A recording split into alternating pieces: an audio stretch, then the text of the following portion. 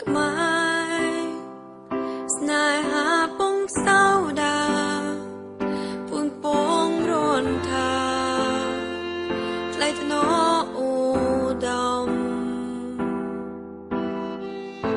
ទាំងចិនមេត្តាកណ្ដណាសាសំជាទីមនោរមនៃមនុស្សផងគ្នា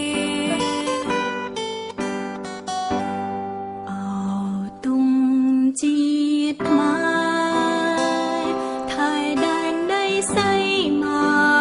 កទាំងនៅទីណាអត់ប្រែជាតិខ្មែរវប្បធម៌ចំណងจีนសង្ឃពូកាយើងត្រូវខំថែឲ្យបានធិនថេយើងជាកូនខ្មែររួមគ្នាថែមរតកដូនតាជាតិយើងថ្លៃថ្លាដោយសារយើងចេះសាមគ្គីគ្នា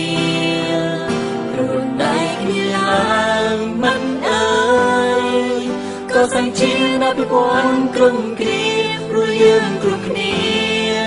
សុទ្ធតែមានបេះដូងជាខ្មែរ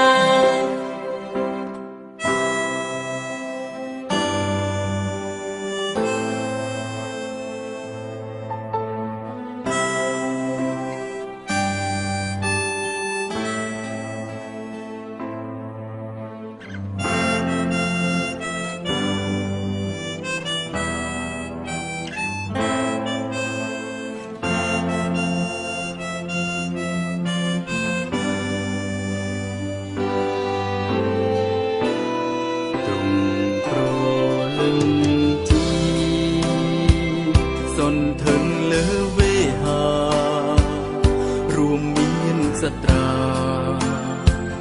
ជាមលំត្រឆៃទូទាំងរដ្ឋាមង្គលសេរីមានចាំប្រស្រីជួនតែក្តីសុខយើងជាកូនខ្មែររួមគ្នាថែមរតកដូនតាជាតិយើងថ្លៃថ្លាដោយសារយើងចេះសាមគ្គីគ្នារួមដៃគ្នាឡើងមិនអើ